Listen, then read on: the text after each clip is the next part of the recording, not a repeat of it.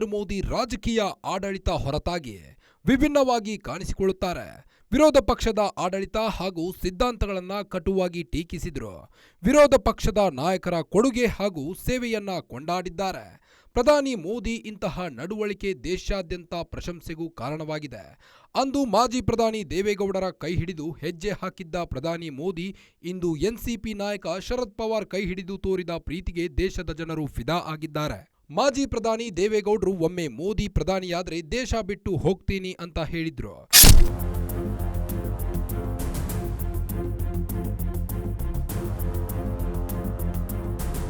ಚುನಾವಣೆ ಪ್ರಚಾರದಲ್ಲಿ ದೇವೇಗೌಡರು ಹೇಳಿದ್ದ ಈ ಮಾತು ದೊಡ್ಡ ಮಟ್ಟದಲ್ಲಿ ಸಂಚಲನ ಮೂಡಿಸಿತ್ತು.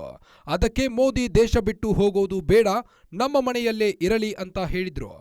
2021ರಲ್ಲಿ ಮಾಜಿ ಪ್ರಧಾನಿ ದೇವೇಗೌಡರು ಪ್ರಧಾನಿ ಮೋದಿಯವರ ನಿವಾಸಕ್ಕೆ ಭೇಟಿ ನೀಡಿದ್ರು. ಸ್ವತಃ ಪ್ರಧಾನಿ ಮೋದಿ ಬಾಗಿಲ ಬಳಿ ಬಂದು ಮಣ್ಣಿನ ಮಗ ದೇವೇಗೌಡರನ್ನ ಸ್ವಾಗತಿಸಿದ್ರು.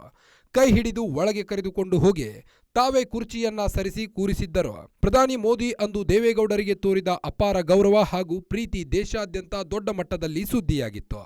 ಈಗ ಕಟು ವಿರೋಧಿ ಎನ್ಸಿಪಿ ನಾಯಕ ಶರದ್ ಪವಾರ್ಗೆ ತೋರಿದ ಗೌರವ ಪ್ರಧಾನಿ ಮೋದಿಯವರ ಗುಣವನ್ನ ಕೊಂಡಾಡುವಂತೆ ಮಾಡಿದೆ. ದೆಹಲಿಯಲ್ಲಿ ನಡೆದ ಅಖಿಲ ಭಾರತ ಮರಾಠ ಸಮ್ಮೇಳನಕ್ಕೆ ಪ್ರಧಾನಿ ಮೋದಿ ಭಾಗವಹಿಸಿದ್ರು. ಎನ್ಸಿಪಿ ನಾಯಕ ಶರದ್ ಪವಾರ್ ಕೂಡ ಆಗಮಿಸಿದ್ರು.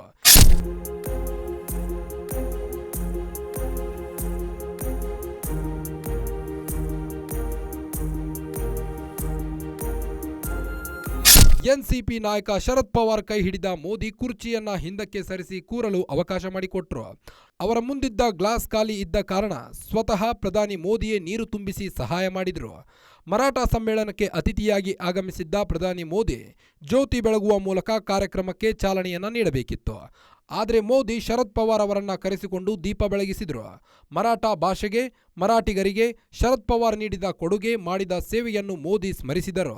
ರಾಜಕೀಯ ರಣರಂಗದಲ್ಲಿ ಶತ್ರುಗಳಂತೆ ವಾಕ್ಸಮರ ನಡೆಸುವ ಪ್ರಧಾನಿ ಮೋದಿ ಹಾಗೂ ಎನ್ಸಿಪಿ ವರಿಷ್ಠ ಶರದ್ ಪವಾರ್ ಇಬ್ಬರೇ ಮಾತುಕತೆಯನ್ನ ನಡೆಸಿದರು. ಇದು ನೋಡುಗರಿಗೆ ರಾಜಕೀಯ ಹೊರತಾದ ಇವರ ಸ್ನೇಹ ನಿಜಕ್ಕೂ ಅಚ್ಚರಿ ಮೂಡಿಸಿದೆ. ಇದು ರಾಜಕೀಯ ಅಂತ ಕೆಲವರು ಹೇಳಿದರೆ, ರಾಜಕೀಯ ಬೇರೆ, ಮನುಷ್ಯತ್ವದ ಸಿದ್ಧಾಂತ ಬೇರೆ ಕೆಲವರು ಕೊಂಡಾಡಿದ್ದಾರೆ.